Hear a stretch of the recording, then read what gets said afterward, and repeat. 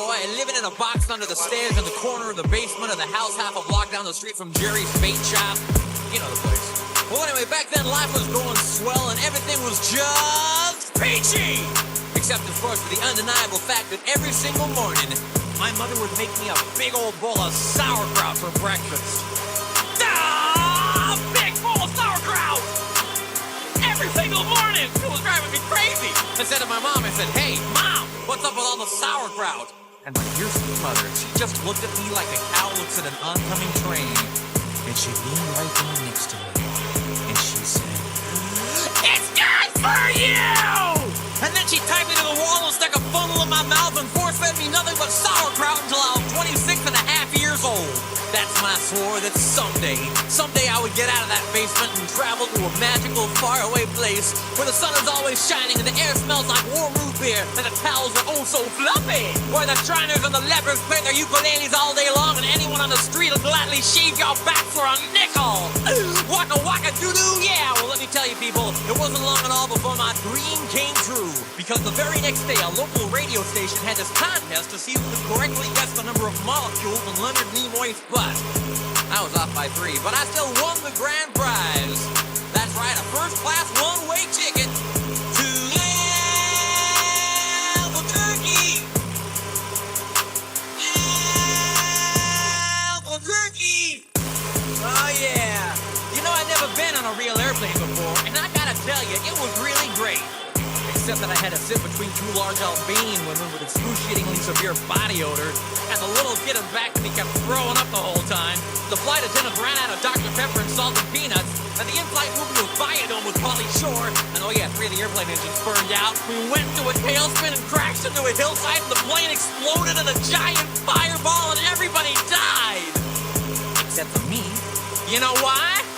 'Cause I had my tray table up, and my seat back in the full upright position. Had my tray table up, and my seat back in the full upright position. Had my tray table up, and my seat back in the full upright position.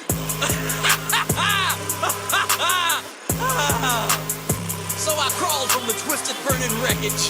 I crawled on my hands and knees for 3 full days, dragging along my big leather suitcase and my garment bag and my tenor saxophone and my 12-pound bowling ball and my lucky autographed glow-in-the-dark snorkel. But finally I arrived at the world-famous Albuquerque Holiday Inn, where the towels are oh so fluffy, and you can eat your soup right out of the ashtrays if you wanna. It's okay, they're clean. Well, I checked into my room and I turned down the AC and I turned on the Spectrovision, and I'm just about to eat that little chocolate mint on my pillow that I love so very, very much, when suddenly there's a knock on the door. Well, now who could that be? I say, who is it? No answer. Who is it? There's no answer. Who is it? They're not saying anything. So finally I go over and I open the door, and just as I suspected, it's some big fat hermaphrodite with a flock of seagulls haircut and only 1 nostril. Oh man, I hate it when I'm right. So anyway, he burst into my room and he grabbed my lucky snorkel, and I'm like, "Hey, you can't have that! That snorkel's been just like a snorkel to me!"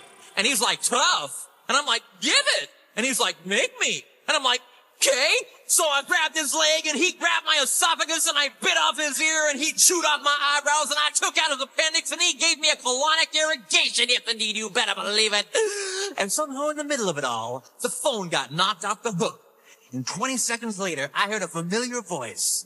And you know what it said? I'll tell you what it said. It said, "If you'd like to make a call, please hang up and try again. If you need help, hang up and then dial your operator. If you'd like to make a call, please hang up and try again.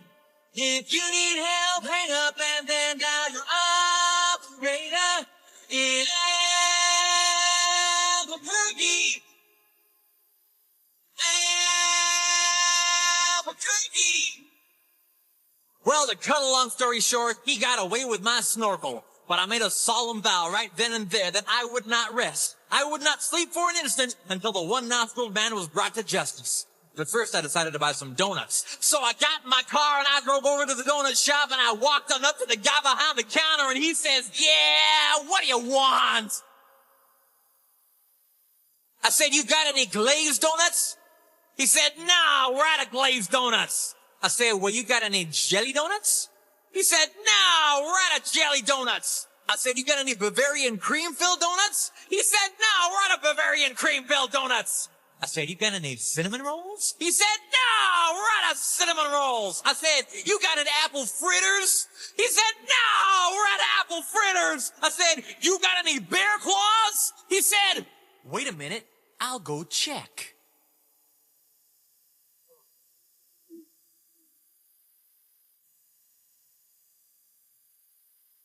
No, we're out of bear claws. I said, well, in that case, what do you have? He says, all I got right now is this box of 12 starving, crazed weasels. I said, okay, I'll take that. So he hands me the box and I open up the lid and the weasels jump out and they immediately latch onto my face and start biting me all over. Oh man, they were just going nuts. They were tearing me apart. You know, I think it was just about that time that a little ditty started going through my head. I believe it went a little something like this. Oh, get off me, get off me! Oh, get off, get off! Oh, get off me! I ran out into the street with these flesh-eating weasels all over my face, waving my arms all around and just running like a constipated wiener dog. And as luck would have it, that's exactly when I ran into the girl of my dreams. Her name was Zelda. She was a calligraphy enthusiast with a slight overbite and hair the color of strained peaches. I'll never forget the very first thing she said to me. She said, hey, you got weasels on your face. That's when I knew it was true love. We were inseparable after that. Oh, we ate together, we bathed together, we even shared the same piece of mint-flavored dental floss. The world was our burrito. So we got married and we bought us a house and had 2 beautiful children, Nathaniel and Superfly. Oh, we were so very, very, very happy. Oh, yeah. But then one fateful night, Zelda said to me, she said, Sweetie Pumpkin, do you want to join the Columbia Record Club?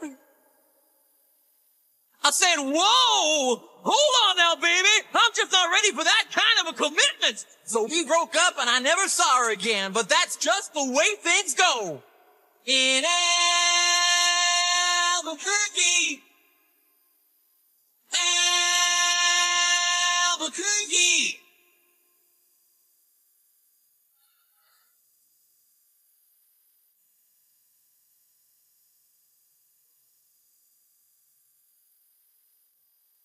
Anyway, things really started looking up for me because about a week later, I finally achieved my lifelong dream. That's right, I got me a part-time job at the Sizzler.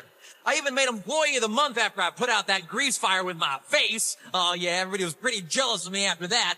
I was getting a lot of attitude. Okay, like one time, I was out in the parking lot trying to remove my excess earwax with a golf pencil when I see this guy Marty trying to carry a big old sofa up the stairs all by himself. So I say to him, I say, hey, you want me to help you with that? And Marty, he just rolls his eyes and goes, no, I want you to cut off my arms and legs with a chainsaw. So I did.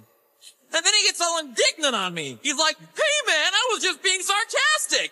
Well, that's just great. How was I supposed to know that? I'm not a mind reader for crying out loud. Besides, now he's got a really cute nickname, Torso Boy. So what's he complaining about? Say, that reminds me of another amusing anecdote. This guy comes up to me on the street and he tells me he hasn't had a bite in 3 days. Well, I knew what he meant, but just to be funny, I took a big bite out of his jugular vein. Then he's yelling and screaming and bleeding all over, and I'm like, hey, come on, don't you get it? But he just gets rolling around on the sidewalk, bleeding and screaming, ah! Ah! Ah! You know, completely missing the irony of the whole situation. Man, some people just can't take a joke, you know? Anyway, where was I? Kind of lost my train of thought. Okay, anyway, I know it's kind of a roundabout way of saying it, but I guess the whole point I'm trying to make here is, I hate sauerkraut! That's all I'm really trying to say. And by the way, if one day you happen to wake up and find yourself in an existential quandary, full of loathing and self-doubt and racked with the pain and isolation of your pitiful, meaningless existence, at least you can take a small bit of comfort in knowing that somewhere out there in this crazy old mixed up universe of ours, there's still a little place called Albuquerque. Albuquerque, Albuquerque, Albuquerque, Albuquerque, Albuquerque, Albuquerque, Albuquerque, Albuquerque, Albuquerque, Albuquerque. I said A-L-B-U.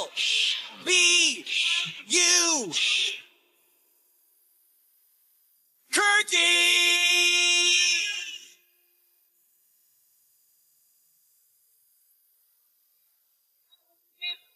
Albuquerque, Albuquerque, Albuquerque, Albuquerque, Albuquerque,